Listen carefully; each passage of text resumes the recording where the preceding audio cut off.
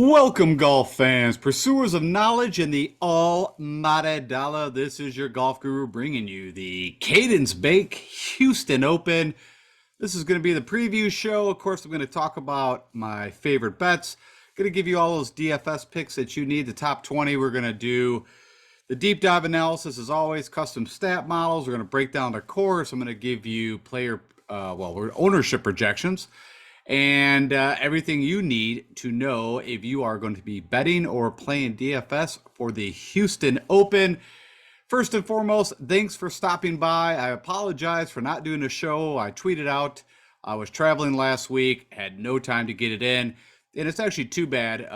We'll talk a little bit about it, but of course, a lot of guys that I would have been on. I did hit some bets, played a little bit of DFS, so we'll cover all that, but hey, I'm back with you guys. I'm going to be doing the Houston Open and then also the RSM. It's actually the first show I've not put content out since I've started this. It was my first miss. So again, I didn't like it, but just was no way to get it done. So anyways, let's go talk some golf. So as all you guys know, of course, my buddy Russ Hidley finally hits. I did hit him 45-1. So that was a good thing. It's been a long time coming. I mean, I've talked many times at the Sony Open, and this course really just kind of suits Russ. If the putter would go, and the putter went. He, of course, I think he went 63 to kind of open it up. Luckily, I had also bet this guy right here, Will Gordon, 80-1, and I tweeted that out, who shot 9 under, so it was at, I believe it was a 62. And just been kind of watching his game. Saw he had an early tee time, and I've had you guys, some of you ask, if I have first round leaders. And I always tell you guys what I do is I kind of just look through the early tee times and pick out probably about six guys that I like that I know can go low, on that first day, which doesn't mean they're going to win a tournament, which, Will Gordon actually did have a shot. So it would have been a good bet if you also would have bet him top 5, which I did not. It was a nice from a betting side. And then from a DFS side, with these low scoring events that we've had, if you don't get 6-6 through, and if you don't have a lot of the top 10 finishers, it was almost tough to make money. I had a lot of 5 out of 6, but I only put, like I said, in the large GPP, I put only 5 lineups in because I wasn't going to be able to follow a lot of the golf. And, like I said, I had a couple min cashes, but that was it. So nothing great from a DFS side, but a great weekend from a betting side. And then I also wanted to just pull for you guys. Of course, we've had 2 events on the vacation swing with no stroke data, which that's hard. I really like it from a showdown perspective, just to really dive into the details of what these guys are doing. The ultimate, what they're scoring does not really give you the full picture of what they're doing. And with such a limited coverage that we're getting with no PGA Live, you're only getting a few hours a day of golf. And so you're really not getting to see from a stroke game perspective what's going on. You're only getting the scoring. I mean, you can pull up Data Golf and they will have some analysis, but I just don't trust it because I'm like, well, how are you figuring this out if it's not shot link data? But what you got here is kind of the old school way of tracking how guys are doing. And so I wanted to pull that up so you can see ultimately what was key, which you would have known, and hopefully you could have pulled up my last previous shows on Mayakoba. You would have got a lot of at least the preview information. And I kind of, a few of you asked some of the guys that I was on. I did put that out on YouTube, and also, kind of responded to some things through tweets. But I just told you guys, hey, you got to keep the ball in play first and foremost. Doesn't matter about length. And then it's the guys that are going to have hot putters, and you could see that Russ finally the putter went. So Russ, if you've been following me for a while, had a great track record on Bermuda greens. And then the putter has really fallen off. Also, he's had a hard time closing on Sundays. So I'm trying to go back. I think he had a shot to win the Wyndham recently. Of course, he had the Sony Open where, Matsuyama just went nuts on Sunday, shot a 63 and caught him. And then, of course, I think on the first playoff hole had an eagle, if I remember correctly. Brian Harmon, which, is a good fit for this track. You can see, funny enough, he didn't really gain it on fairways. And you can kind of look at some of this information and you can figure out how they did putting. So, he wasn't hitting a lot of fairways, so he didn't have a lot of good drives, but he must have been really good on approach, which you can see here. And then you can kind of see that, sand saves wasn't, the greatest. And this is kind of hard a little bit to read because it'll get us from a stroke game perspective. But you can see some of the guys that had to do it a lot on the putting, like David Lingermuth. I believe it was on Friday. He had a really good round. And you can see he didn't do a lot of the things, but what we don't see is putting. But if he's not hitting a lot of good drives and he's not hitting a lot of greens, and he's making up with the putter, which I did see a little bit of that. He had Sam Ryder that had some crazy low scores. Been kind of waiting on Sam to do that. And again, like I said, he's a guy that if you're asking me from a first round leader, he's someone that I keep an eye on.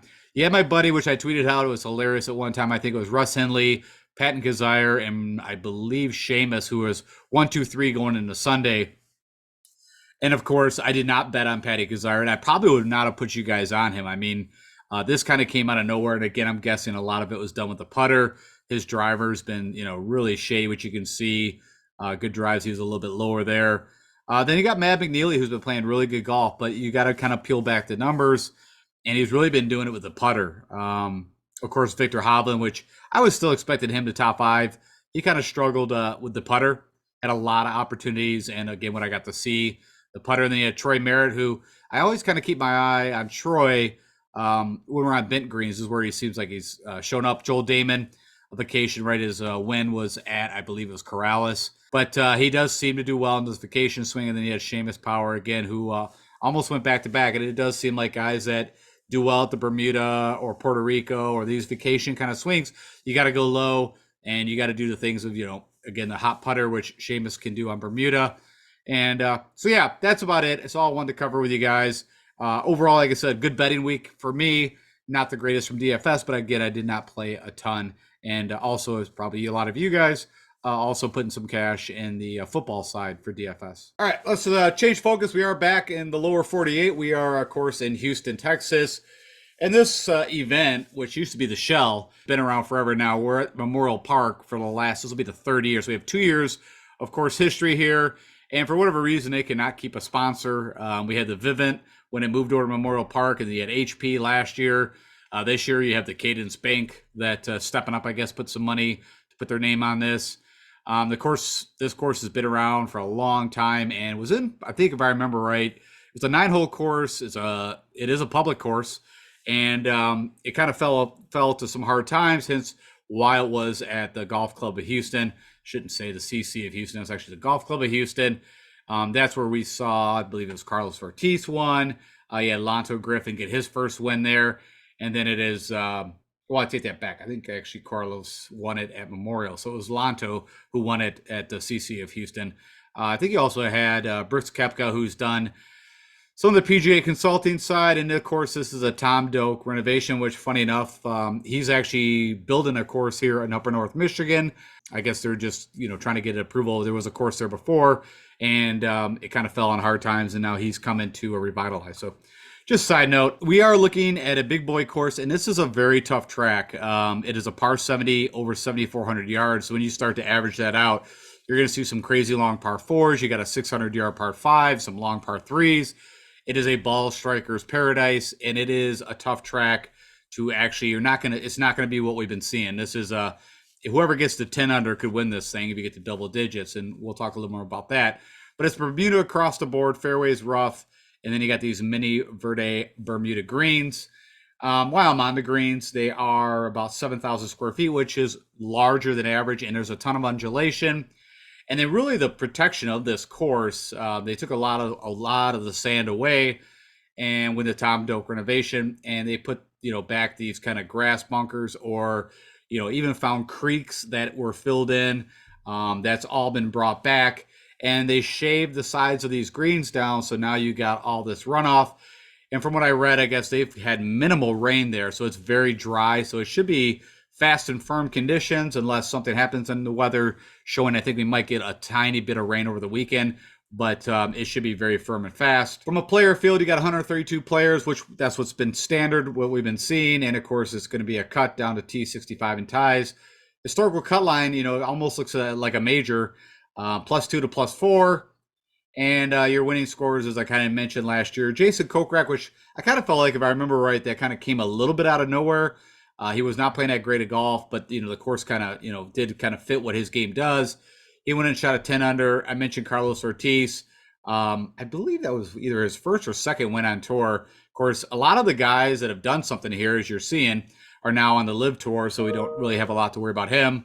Then I mentioned Lonzo Griffin, his first win, and I believe only one off the top of my head, PGA victory, was at the Golf Club of Houston, which where it was at for quite a while. He's actually, at what I remember, has been dealing with a physical issue or an injury. I guess the best way to put it. I told you, they used to have a ton of sand. Now it's only 17 sand bunkers. So a lot of, like I said, a lot of the sand that was there was taken out, and then they uncovered past, streams, and also made it kind of like greenside bunkers where it's actually grass now.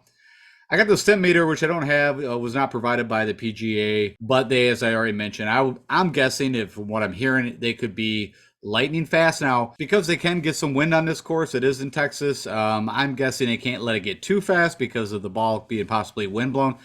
And we'll go into weather, but I'm guessing, probably running like a 13. And I'm guessing this was from previous medium firm. I'm guessing it's going to be pretty firm. Course defense here, I already mentioned the runoffs around the green. You got some of those long par fours I was talking about. Funny enough, the par threes, even though they're kind of long, is not where these guys typically struggle. It's typically on the par fours. And this is a little bit older, but this would have been, 2021. Burns actually held the lead going into, I believe, the third round, and then he kind of fell apart, it looks like. And I already mentioned Brooks Koepka, which doesn't matter because he's on the Live Tour, was actually someone that helped in the redesign. All right, so to give you kind of a visual understanding, if you've never seen this track or don't understand, I mean, I don't want to say it's kind of an old traditional course, kind of a little bit back and forth, tree line. There's the two bodies of water that come into play. Looks like it brings 16 and 17 into play. And maybe it looks like, I guess that's number 3, where you could get in some trouble. I don't think you should have a problem on number 6 there, or I'm sorry, number 4. And to give you a little more visualization, this is kind of what I was talking about. So like this area, this little creek you see there, at one time, I believe there was a lot of sand that they had to remove and to bring back the original course. So, if you do get wayward, pretty large fairways, distance is the key thing here. And you don't have to worry as much at this course about accuracy, at least what shows up over the past couple of years of the PGA playing here. And now to kind of break down the scorecard. So it is, not the most gentle handshake. You have the number 2 toughest hole. Again, I mentioned these long par 4s. Then you get a little reprieve here. And as I mentioned, if you look at these par 3s, I guess you've got one that shows up the top 5 hardest hole. If I kind of look, it looks like the front is probably the easier side of the 2. And I do not see any reason why you would go off the back for, if you're trying to get that consecutive birdie bonus. And really, you kind of got to throw out. I mean, if you've been playing a bit of the Showdown or DFS, I mean, you're looking for that guy that's going to shoot 8 or 9 under you need in your lineup. That is not going to happen here. If you get guys that are shooting 2 to 4 under, that's awesome. You're looking for guys even par, maybe 1 or 2 under, and you're doing well, as you can see from the scoring. And as usual, there is 6 birdie opportunities, 6 bogey, almost looked like 7 opportunities, but it's a tough track. You need the whole skill set here. But of course, we'll get into the custom stat model to talk about where I'm leaning that for the guys that I'm looking for. I did pull up the PGA official scorecard for this event, and everything's spot on. I remember the previous year, I think they lengthened this one here, but last year it was on 182, so nothing changed on there, but everything else is the same. And again, par 70, 7,400 yards. All right, so as always, I do a custom stat model, and what I do here is I just want to talk to you about where I'm kind of leaning. If you're building your own stat model, you can, of course, leverage this and whatever else you think. But what I believe, again, this is a ball striker's course, first and foremost. And again, if you're a little bit newer to this, what does that mean? Ball striking combines off the tee and the approach shot. And typically, guys that are really good ball strikers hit from the 200 out distance. So I always plug that in. And funny enough, that's really the only proximity of the pin that really shows up unique here compared to other things, is a lot of shots coming in at 200 yards plus. Driving distance, as I mentioned, shows up. And, funny enough, Jason Kokrak, what is interesting is that he's had success on smaller courses. It wasn't like he was the longest driver of the ball. He's a big guy. I mean, he hits it out there, but not like he's hitting it 330 to 340 on average. Funny enough, like I said, we don't have to worry about him because he made the jump to live. Putting does show up here. I mentioned very large greens, a lot of putts outside of 25 feet. The irons, as always, is key. Around the green, is things that I'll plug in or not, but this is one place where definitely around the green is going to show up. I already mentioned the proximity to pin. You got 6 par 4s between 400 and 500, and then 500 plus. I believe there's 4 between 450 and 500 and a couple over 500. These 5 par 3s, so that's something I want to look at. I'm also going to plug in because there's a couple over 200 yards. And then scrambling really shows up here because you're going to be around the green. You're going to scramble if you hit on the edge and it rolls down and you got a 20, 30 footer to chip back, I should say, or 20, 30 yards. Depending. So what is the history at this tournament? This is specifically looking at Memorial Park. I'm not pulling in the information from the Golf Club of Houston. But if you want to look at the year, Carlos Ortiz won. Hideki Matsuyama, it makes sense. Great ball striker. He's actually really good around the greens. And funny enough, we always think about Hideki's putter that can throw him off. But, I was just looking through some past information, and funny enough, at the Valero, which is another Texas event, it's kind of funny. It'd be nice if they kept those together, the Houston Open, maybe even Colonial and this event, just so they could all do the Texas swing at once. But Hideki actually is up there gaining strokes putting at the Valero. I think he's only played this event once, and you can see he gained also 4.5 strokes here. Now, he's been kind of struggling from a ball striking perspective lately, dealing with some injuries. So, we got to figure out what we want to do with him. Of course, DJ again. So you got Ortiz, DJ, and Gooch, and Koepka all on the LIV Tour. So you can mark those guys out. Sepp Straka, funny enough, has a pretty good record here, right? He won the Honda. Got to be a good ball striker there. Sam Burns, we'll look at this, but actually has the best record here over the past 2 years combined. You got Mackenzie Hughes, who typically, he actually ball striking has picked up a bit. I always called him my cheap kind of Cam Smith.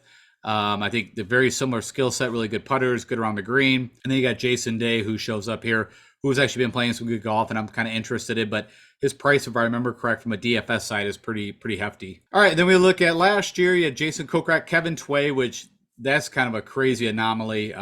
He does have pop off the bat. It's kind of almost a little bit like a Cameron Champ.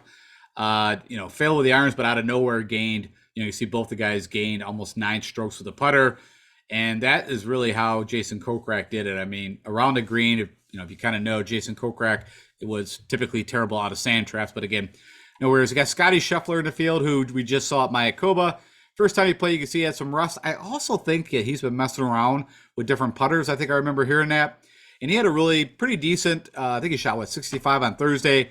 And then went nuts on Sunday. I think he shot 8 under. So if you were playing Showdown Finale, you needed him in your lineup. Kramer Hickok, right, a local Texan, typically does well in Texas, so someone to think about. You got Joel Damon, which I don't think is doesn't, from my mind of what this course asks, not the best fit. But funny enough, I'm trying to see what he did off the tee. I mean, the guy is accurate. He's just not long. You got Trainer Streb. You got Russ Henley, who just won the Mayakoba, who's actually had a pretty decent record here. Cameron Tringali, which also jumped over to LIV Tour, which it's kind of crazy. And then you got Sam Burns again, who shows up. So if you want to know, this is taking the complete history of 5 years at this event. So if you look at the first 2 years, 21, 22, of course that is Memorial, and then you've got Golf Club of Houston. So if you literally just focus, because again we're most concerned about Memorial Park. If you kind of look at the average Sam Burns, if you just took the 2 years, I think he would flush out to be the best course history. I think next would be like Adam Long, which again, I don't think of Adam Long because he's not long. He's like 285 on average. And I always, again, think of him in the vacation swing, which I would have got you guys a miscut because I would have probably picked him for the Mayakoba, which I believe I remember right. He did miss the cut. You got Aaron Wise, who's on my cover, and I like him for this tournament a lot. You got Matt McNeely, who's had a great course history here and also has been playing really good golf, but he's been doing a lot with the putter, not so much anything else. All right, so using my large custom stat model, I always start out with recent form, as you guys know, and I've got ball striking set at 25%, heavily weighted, approach at 10, putting I do believe is crucial here, 10%. I mentioned the driving distance, not so much worried about accuracy. That proximity from 200 plus shows up, I believe, what I say, 23% of the time. Got that weighted at 10%. Also, it really flushes out ball strikers typically when you do that. You got these par 4s over 500. I want to take a look at that. You got some of these long par 3s. I mentioned the scrambling and around the green. That is what I am focusing on. You can see the weightings. As always, I'm just doing recent form, which is the past 6 tournaments or 24 rounds of golf with no filters turned on. If you want to understand what filters mean, if I turned on Bermuda greens, or something like that, you would get a different set of data. So I just want to look at the last 6 tournaments these guys have played.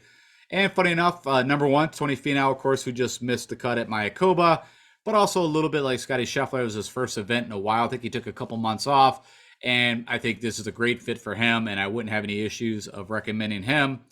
You got Ben Griffin, the Corn Ferry grad. You got Colin Tarrant, the Glick, and you got my buddy Emiliano Grillo, Hideki, Wise, Stefan Jaeger. You got Taylor Pendrith, the Canadian, who just hits it a ton. Patrick Rodgers, your Stanford grad, still waiting for his first win. One of the better ball strikers, but he's just he's a great guy to play for a first round leader. He just fluctuates where, typically I state he could shoot 6 under one day and literally come out and shoot 3 over the next. Jason Day, I already mentioned, playing really good golf for Jason Day. It's just whatever that putter does. You got Ben Kern. I wouldn't, worry about that. That was just one sample that we have, so I'd kind of scratch him out.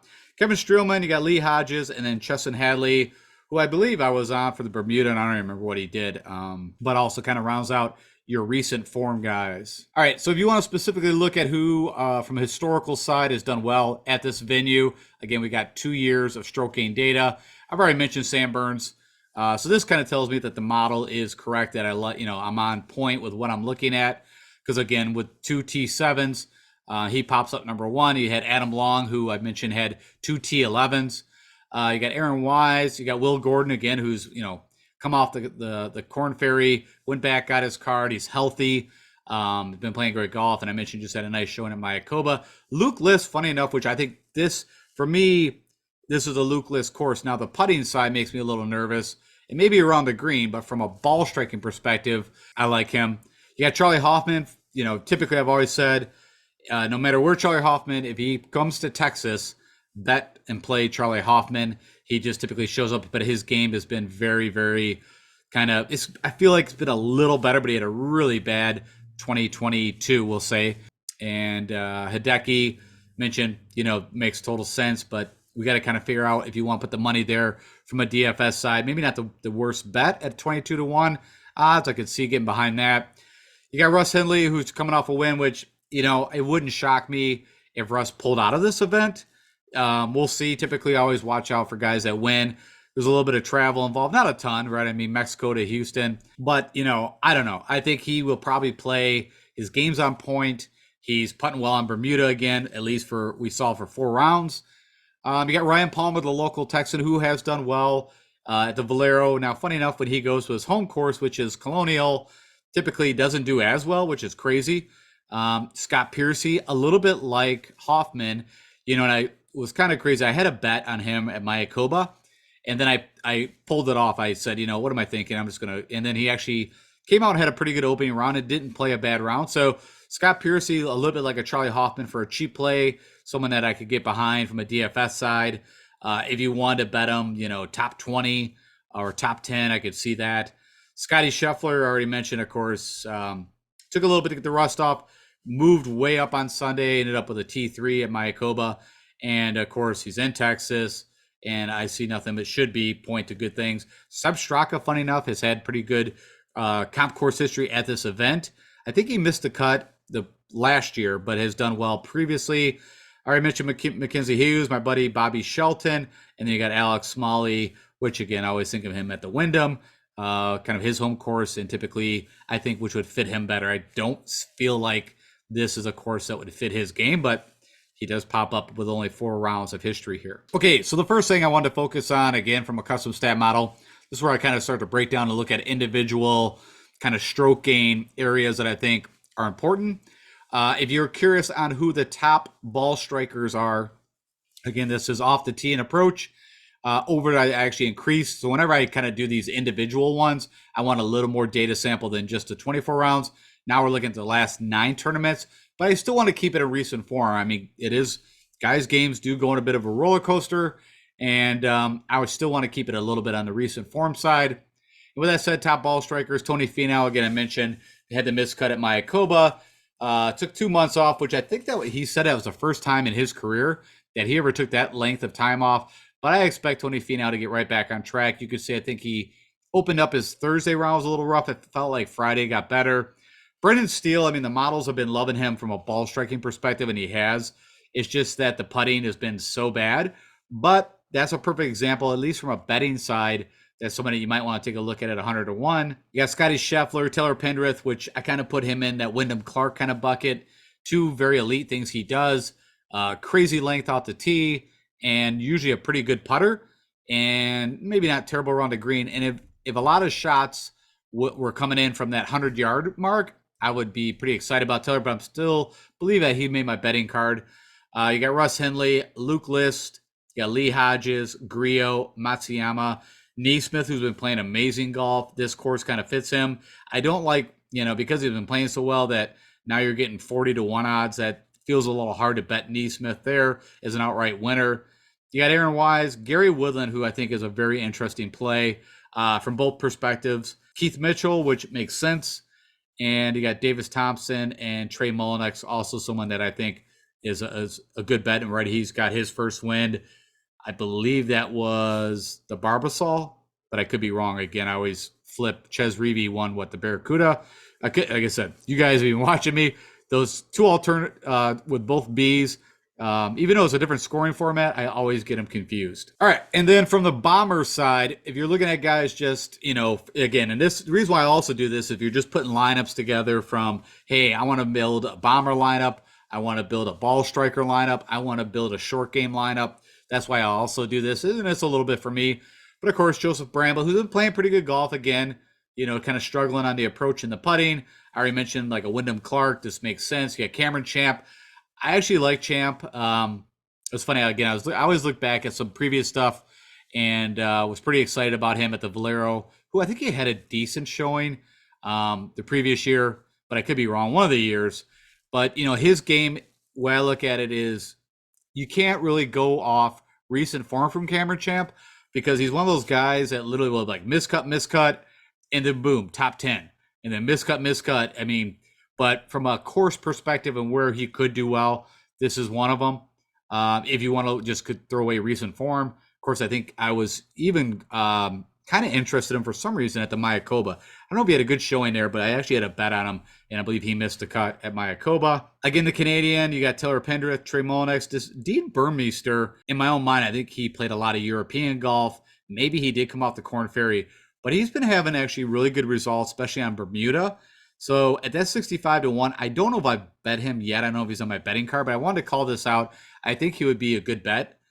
Even if you wanted to play like a top 5, I don't know what his odds, I guess 25 to 1, something like that. Of course, Will Gordon, this makes total sense, right? Had a good shot at winning Mayakoba, been playing really good golf. He's got a lot of pop in the bat. Luke List, I think we all know him if you've been doing this well. And if you're still doing DFS and betting right now, you know that, awesome ball striker around the green. The putting is where it could kind of fall apart. Versus around the green. Let's go take a look at that. So 90th, yeah. But if the putter just goes, if it pops, watch out. You got this MJ Duffy, you got Colin Tarrant, Keith Mitchell, Ryan Brim, who won the Puerto Rico or Corrales to keep his card. Crazy length. That's about all he has. Benoit Ann, interesting. Great ball striker. Kind of goes up and down with the putter. Davis Thompson, then of course Tony Finau is at the bottom there. But I think, of course, for the price tag, he is someone that is definitely a favorite to win this thing. Okay, so now we're talking about, hey, if you want to put some of the best putters on Bermuda lineup in, and then also if you want to look at guys that actually are good ball strikers, Sam Burns shows up, and we already know Bermuda Burns. His ball striking has not been as good as it was. I feel like his drivers went a little wayward. His irons have not been as crisp, but that could turn around at any point. You got Seb Straka, also a good ball striker. And, of course, won the Honda on Bermuda. You got Adam Long, who just, for whatever reason, does show up here, which, again, I'm off the top of my head. I wouldn't picture Adam Long doing well at this course, but results show he has. You got Ben Taylor. You got Alex. He hits that kind of, 280 fade out there. But, the putter has been showing up over the while. Bo Hosler, I believe he's a University of Texas guy. I feel like when I come to Texas, I do take a look at Bo Hosler. Not even a bad bet. You're going to see Sam Ryder here at this. He's actually WD'd from the tournament, so don't worry about Sam Ryder. Tristan Hadley, Taylor Montgomery, Andrew Putnam, who's been playing some really good golf. I told you Matt McNeely been just going nuts with the putter. The rest of his game's been He does have length off the tee and has a pretty good track record here. Stefan Jaeger, I actually like him for a first round leader bet. He can have that really one low round, but watch out after that.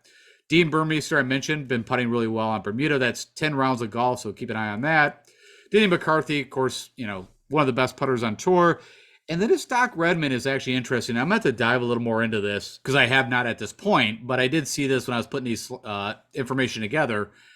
Doc Redman is a really good ball striker. Now, his game has been so all over the place. So it's just interesting that his last 36 rounds that he has been gaining with the putter. So where I'm going with all that is could be an interesting DFS play, but even maybe a top 20 bet is something that we have to dive a little more into. And so I will try to remember that when I'm going through my picks. Let's go take a look at Doc Redman. All right, so comparable courses, as always, I do this for you guys, and it's something that I like, and I like it here. I think it makes sense. It's applicable. Valero, I think, from it's Bermuda, from the distance, from, the trees, it's kind of a very similar track. You got Sanderson Farms, which is the CC of Jackson. Of course, that's where Burns won a tournament not too long ago, right? You got the Wells Fargo, Quail Hollow, which is Bermuda Greens, also a ball striker. You need your whole game for all those courses. Arnold Palmer, you got the Bermuda, 7,400 yards. I believe that's a par 71, though. And I think most of these are par 72, par 71. Pretty rare with this par 70. And then you got I think you can still look at the Golf Club of Houston. You can pull that in. So I pulled all those courses. Of course, Memorial Park was added in and just took the last 24 rounds on that. So that's 6 tournaments. And funny enough, flushed out number 1 was Luke List, which is crazy. You got Gary Woodland, which again, I think I'm interested. I told Hoffman, a lot of those are Texas courses. Typically does well for Francesco Molinari, which I think Mayakoba makes a little more sense, which he did show up there for the first couple days. This course, in my mind, it does not make sense. I like Aaron Wise. I like Burns. Stuart Sink, I think is we'll talk about him on the betting side. His game has not been where it's at, but this course would fit him. Yeah, Justin Rose show up at Mayakoba. It's crazy. I didn't even know he was in the field. But his game's still, I think, a little bit broken. MJ Defoe, of course, Griot. We're still chasing him. He's still getting 50 to 1 odds. Ryan Palmer, his game has been, a little suspicious, but he is in Texas and he is a good ball striker and he can turn the putter on.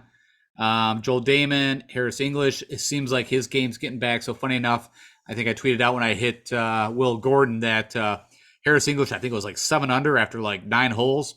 And I was, a little bit nervous that Harris English was going to spoil my first round leader or tie it, which, it takes, if you've already done first round leaders, if anybody, depending on how many guys end up at the same score, your bet just gets cut, in half or in threes, and it's not fun. So it's nice to see that Will Gordon held that 9 under and Harris kind of, just kind of stayed at 7 under, I believe, for the first round. Benoit, great ball striker, I already mentioned. Not a bad play on both sides from a betting or a DFS. Got that Ben Griffin. It just shows up over and over. I did a little dive into Ben Griffin, and what I see is actually, it seems like his game would be better suit for the Wyndham. He had a good showing there for like more of an easier track, but for whatever reason, he keeps popping up. And again, it's little data samples. Dean Burmeister again pops up. He's only played in one of these, and then Jason Day, who's got quite a history, pops up. So again, I like some of these guys in here. Some of them, I think it's, you got to kind of understand what, data is data, and the way you pull it, it could kind of skew. All right. So real quick, yes, it is a pretty large betting card that I have going on. But of course, I told you I had a good betting weekend. So typically when you have a good betting weekend, you're kind of like, I'm going to spread a little bit of that money back in. I'm also, of course, always, it's towards the long shots. So if you ask me, hey, man, well, I did pick Aaron Wise. So I do think he's 16 to 1. I'm not super happy about that, but you got a weak field. I mean, you've only got like a few of the guys that are in the top 20 here. So I still feel like there's ability for a higher odds to win this. Now, everything tells me that, of course, Scotty Scheffler should go out and win this tournament. And, of course, he had a great Sunday at Mayakoba, so he's bringing in that. If he's got the putter figured out, because that was really what was kind of hindering him. He couldn't make anything with the putter. Watch out, Scotty Scheffler at 5.5, I believe it is, to 1, could just run away with this thing. But these are the guys that I think, if somehow they get their putter turned on, could have a shot. So, of course, Griot, great ball striker. And funny enough, his putter has been working. I think he if I remember right, Mayakoba, I think he had a shot 6 under on Sunday. Just really didn't do a whole lot the first 3 days, which is kind of shocking. Griot typically does very well at the El Cabillon. Of course, he's Spanish background, but didn't do a whole lot the first 3 days. Made the cut, but it really did everything on Sunday to get him up not too far off from what Scheffler did. I already mentioned Aaron Wise. I think this makes sense. Same thing with Aaron Wise. I believe he had a really good Sunday, made the cut, but the first 3 days you had to go low. I mean, you had to be shooting 5 under almost steadily to be up there, right, to get you 20 under. And of course, I didn't really talk about Henley. I mean, what he went into Sunday with, I believe, a 5-6 shot lead. That was kind of over before it began. Now, I mentioned, he did have some falters in the past on Sundays, but, wasn't the U.S. Open where he had a chance to win. I think he went into Sunday tied for the lead and fell apart. I think he shot like 5 or 6 over. I mentioned the Wyndham. I think he had a shot. I think he ended up like T7. So there's been, of course, the Sony.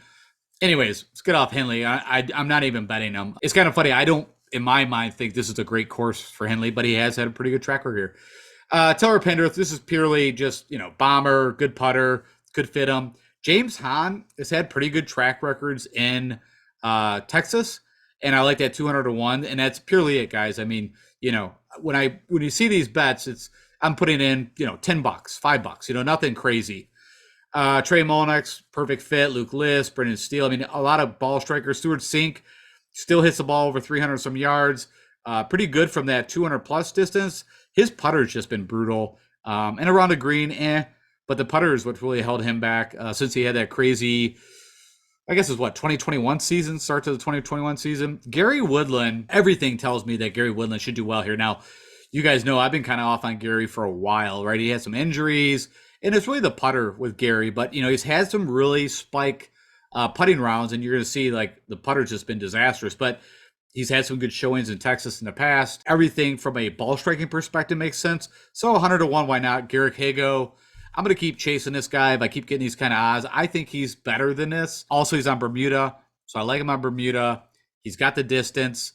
Can get a little wayward, and the irons have shown to pass. He is a pass winner at the Palmetto. Dylan Fratelli, I think this is could be a sneaky play and bad. I mean, of course, you don't have to worry about them being sneaky, but from a DFS side, so he's a local. I think he's in Austin, Texas, and the guy's got, sneaky length, 330 off the tee. We remember when he won the John Deere, the guy was throwing darts, and the putter went just crazy there.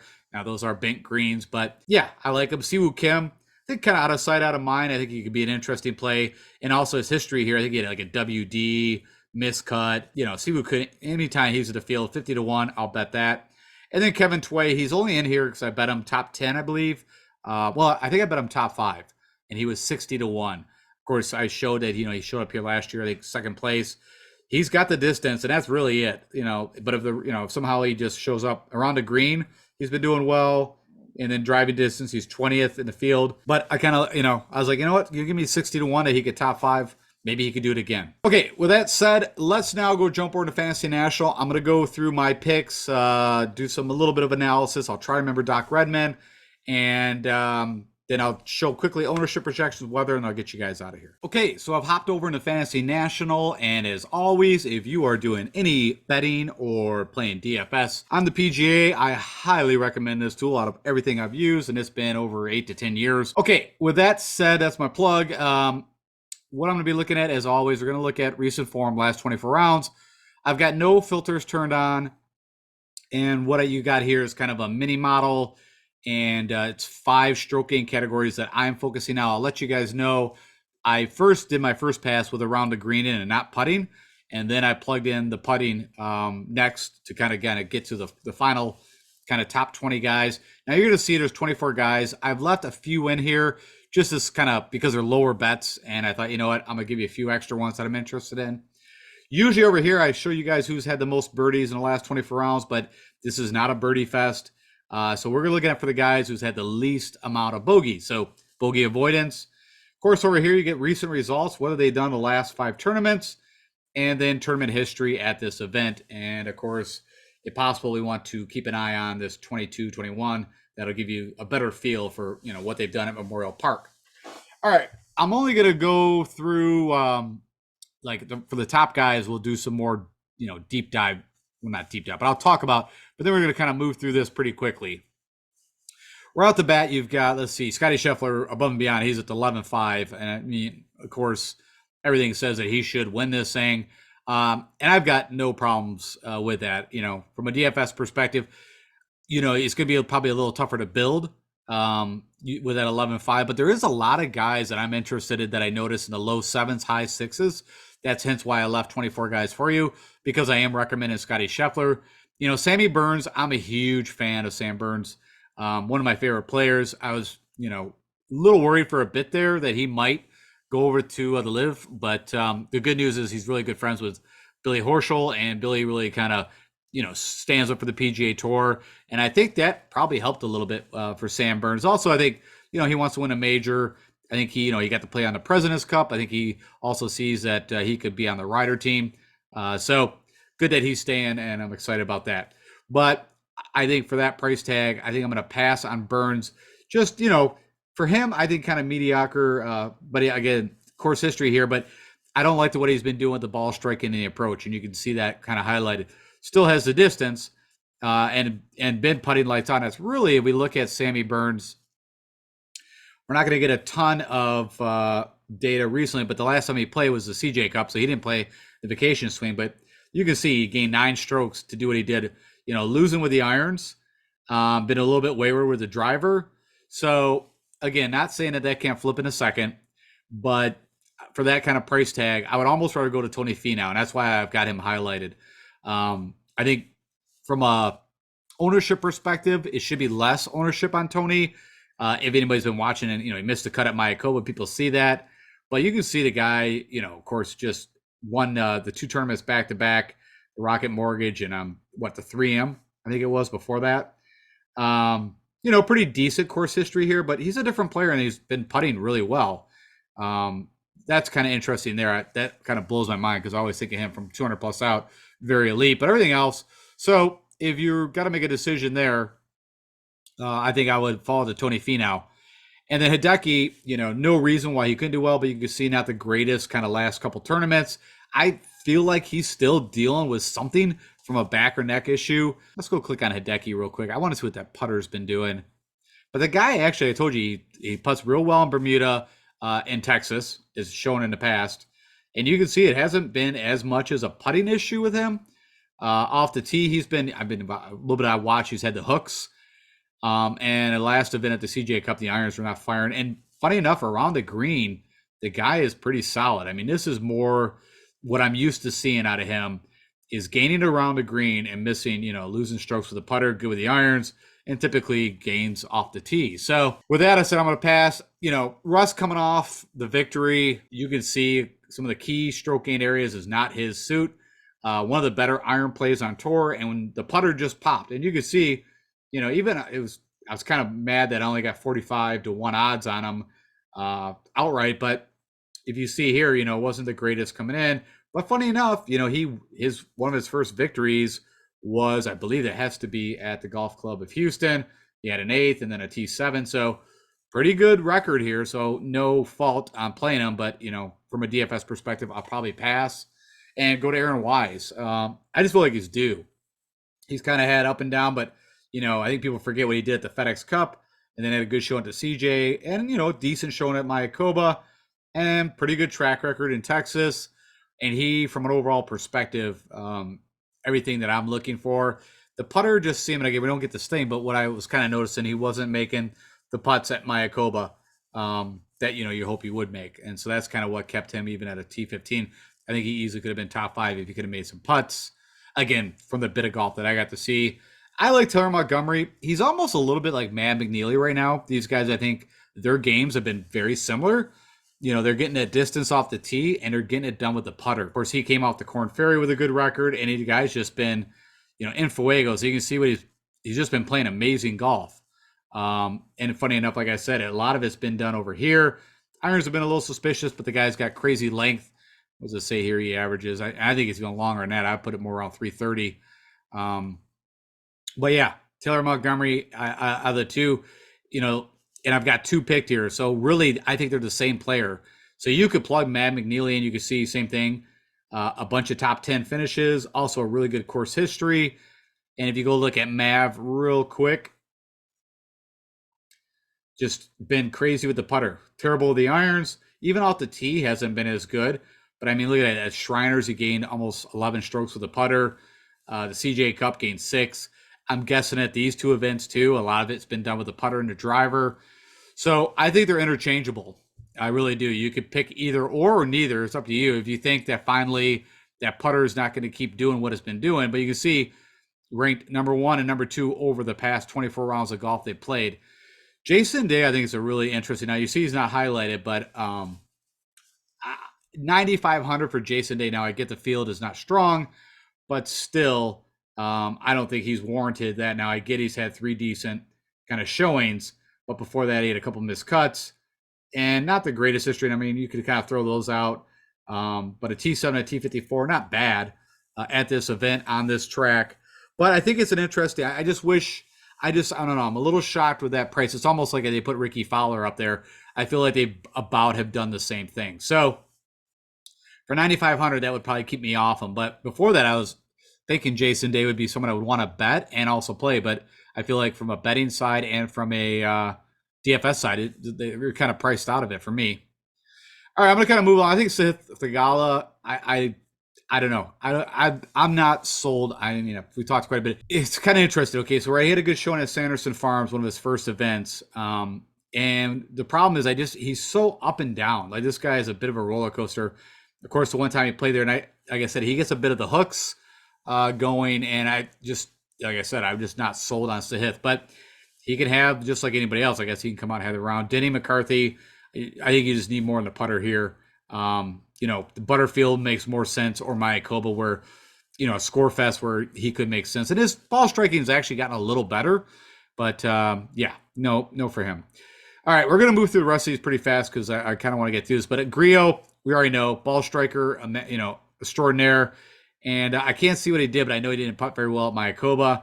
And I've been playing pretty solid golf, really struggling to kick off the season last year in 2021, but has really, since the summer, has been playing great. Joel Damon, funny enough, pretty good track record here. I don't see his game should not transfer here as good, but it seems like he's not doing bad. Of course, you got Mr. Neesmith with, amazing finishes. At a T46 here last year, kind of a bit pricey if you've been playing this for a while for Neesmith. He used to be a guy that we get below 7,000. So now he's almost 9,000. Again, the field's weak. I get that, but is Neesmith better than Siwoo Kim? As far as I know, Matthew Neesmith, unless I forgot something, has actually never had a PGA victory. Right, he had a chance at Valspar where Burns beat him out, and then recently at Shriners. But I mean, Siwoo Kim, I think 4 or 5 times he's won of players. So for me, if I had to make a decision, I'll go with Siwoo. But I think they're both good plays. Noren, no thank you, just not a Noren guy. So I'm going to pass. Andrew Putnam, I think he needs more length. He's going to have a lot of long shots going in. I don't think you can win the day here with the putter. Now, Taylor Pendrith, I already mentioned, ball striking extraordinaire, does everything. It's just the putter. So it's funny. It's like you get one or the other, right? You either get the guys that are really good putter, or you get the guys with the distance and the ball striking. I always typically, especially on a course like this, will follow the ball strikers. Davis Riley, funny enough, should fit this track pretty well. I mean, and it's kind of funny. We all, from the analyst perspective, when we first started to see, we kind of put him almost in a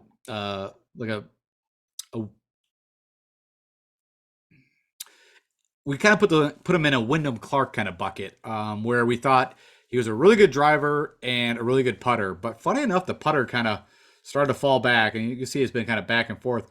But somehow the driver, out of nowhere, I mean, we track back, the guy had distance, and that's what we saw. Then all of a sudden, the drivers just went wayward, and the putter hasn't been that great. So 8,400, that's a tough one. But if I was talking to you guys like 6 months ago, I'd have said could be a perfect fit for Davis Riley. So who knows, if he gets the driver figured out, it could be great. Adam Hadwin, again, I put him like with Andrew Putnam. Just I don't see that as the guys that I'll be leaning on.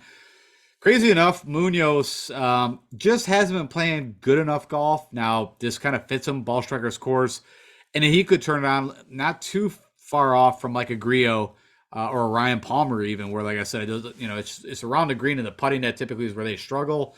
But some of the better ball strikers hit the fairways, hit at 300 yards, usually very good from long distances out, and also with the irons.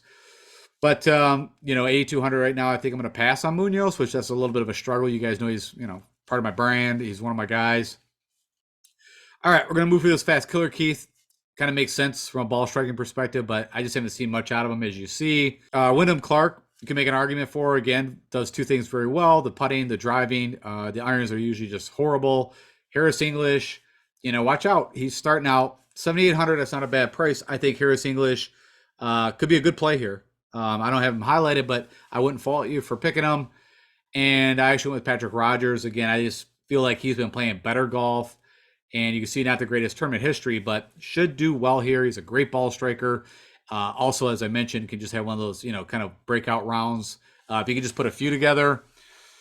It's been a while since we've seen Mac Hughes. Of course, he won Sanderson Farms, which that was a bit of a shocker, and it was a comparable course. And I just don't know if he could duplicate it. I think he could be a very interesting play. He kind of figured out some stuff with the driver and the irons, and let's see here. So getting him off the tee wasn't great, but the irons, but you can see, that was a rarity.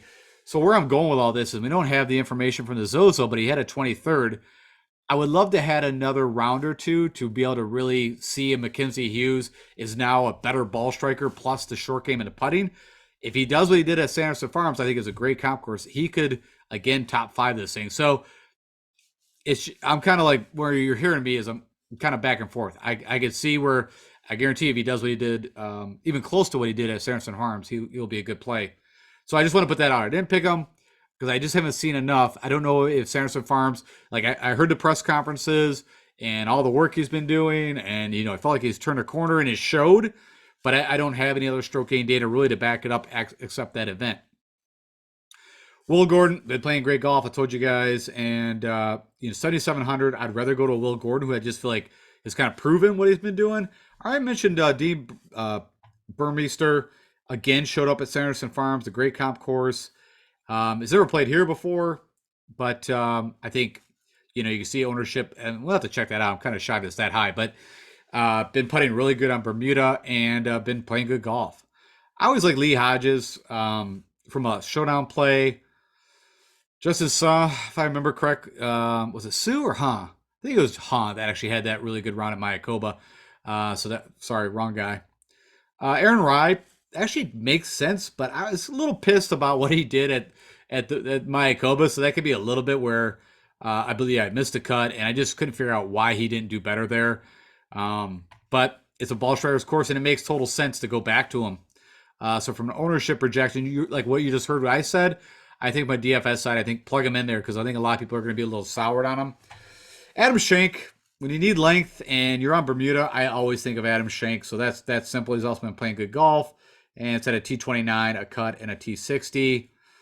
Grayson Sig, a little bit like, you're not going to be able to see this, but the guy, he's not been doing it so much with ball striking. He's been doing it with the putter. And you can see at least this tells you, but even this Butterfield, I believe, and Mayakoba, a lot of it was done with the putter, not really hitting the ball striking. So I'm going to skip on him. Sub Straka, I couldn't fault you again. He had a really good showing at Sanderson Farms.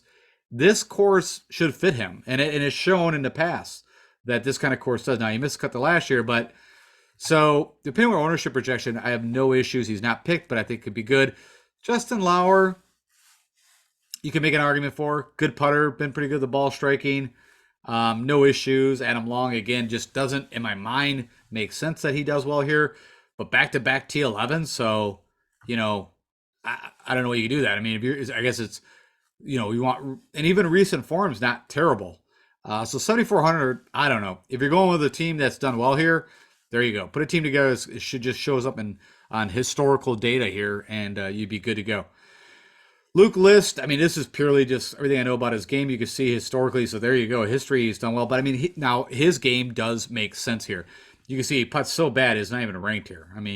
Everything else, it's just crazy. If that putter is even just neutral, he's going to either win or top, could easily top 5 this thing.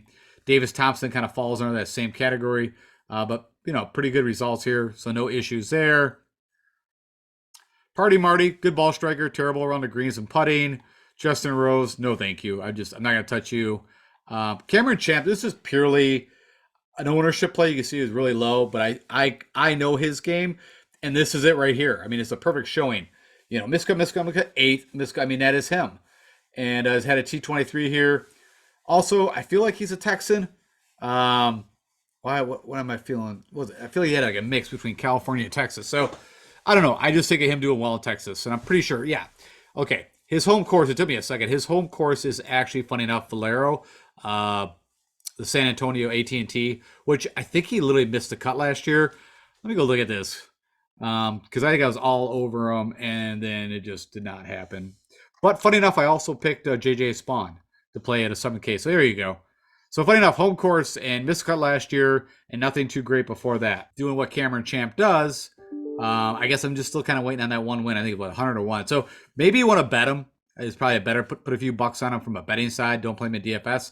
But I think I still might pop him in there. Brendan Steele, ball striking master. At least he finally had a good showing at the CJ Cup.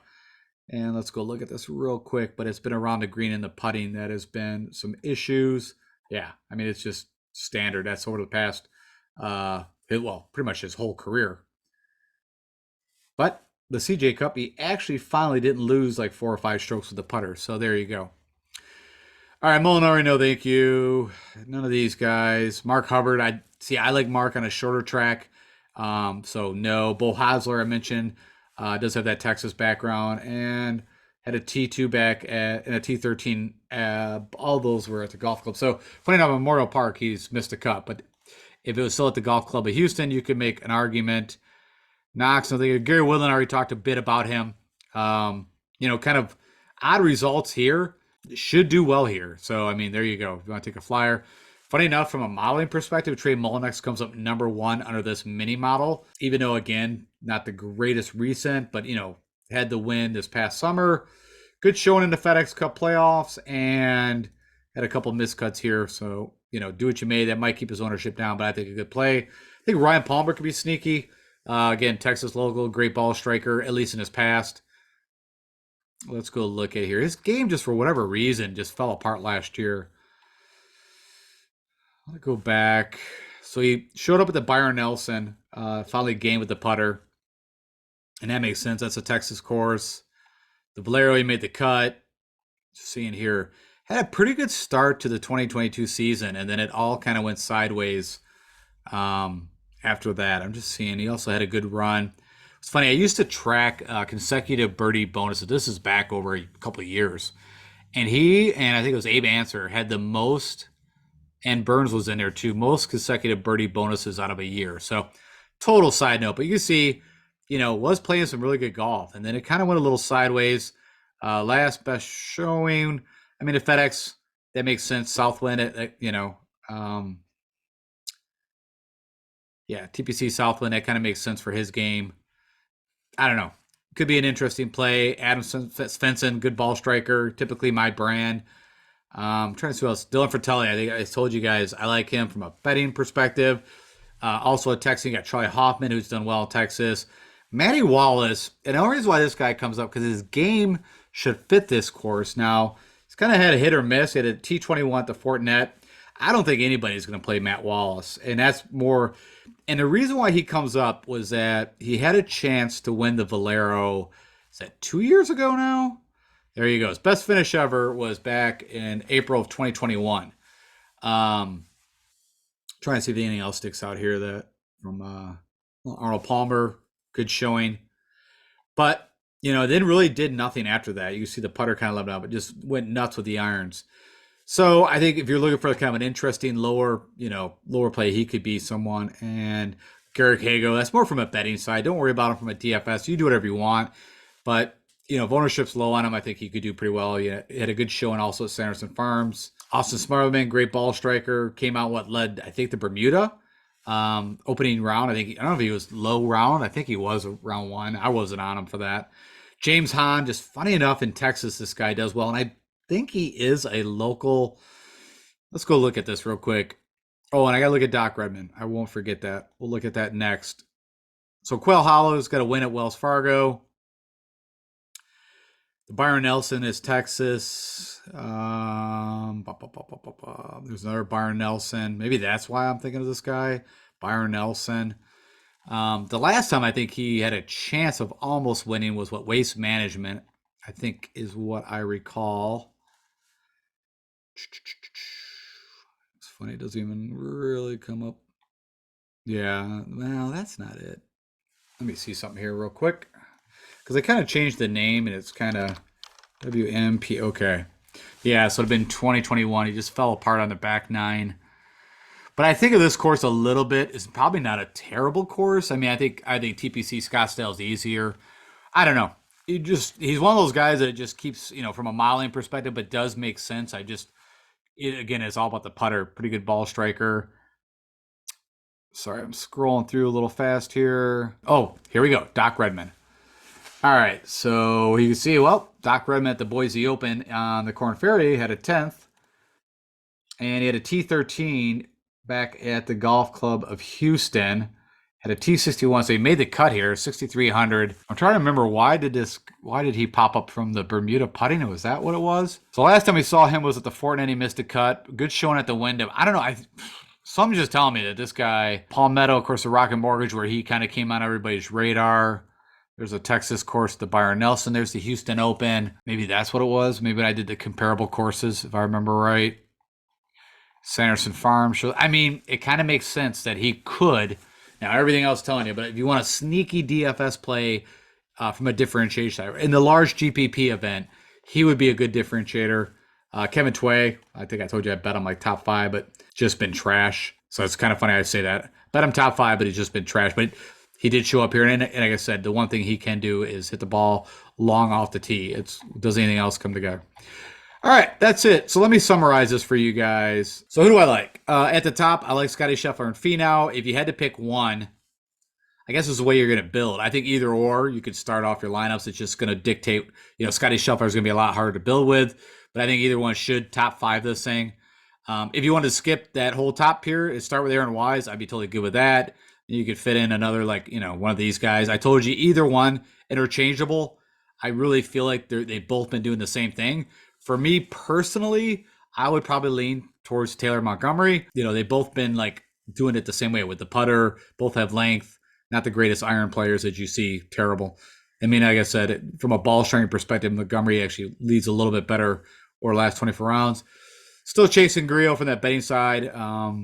Neesmith, it's hard to pay that kind of money for him, but he has been playing really good golf. You get these 3 better than top 10s.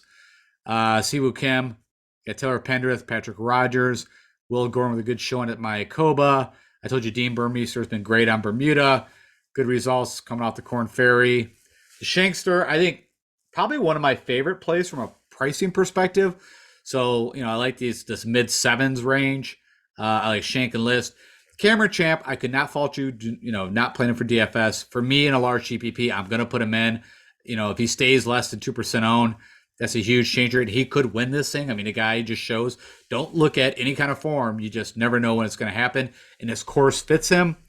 And it's in Texas. Brendan Steele, we've been waiting for this guy to do something with this great ball striking, but you can see the results have not been that great, but he did show up to CJ Cup.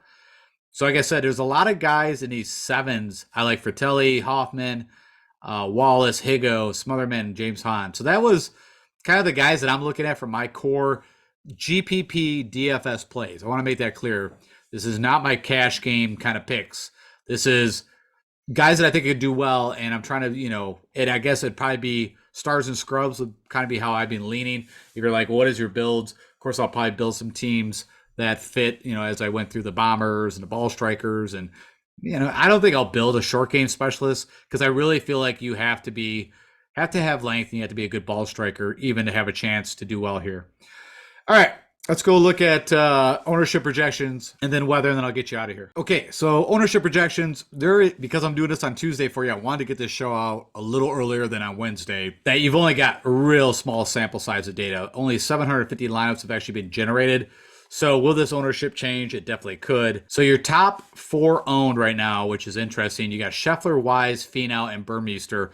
And that's funny enough, that's my top 4 guys. I feel like my show's not out, so I know that, but it's just crazy how I think people are seeing the same thing I'm seeing. They also know, again, if you're playing DFS golf, you're pretty sharp at this point. Then the next 3 would be Pendrith, Hughes, and Day, followed up by Hodges, Neesmith, Davis Thompson, Riley, Rogers, S.H. Kim, Munoz. Now, where I was going with that is that Burns, I just saw this, and I'm kind of shocked by this.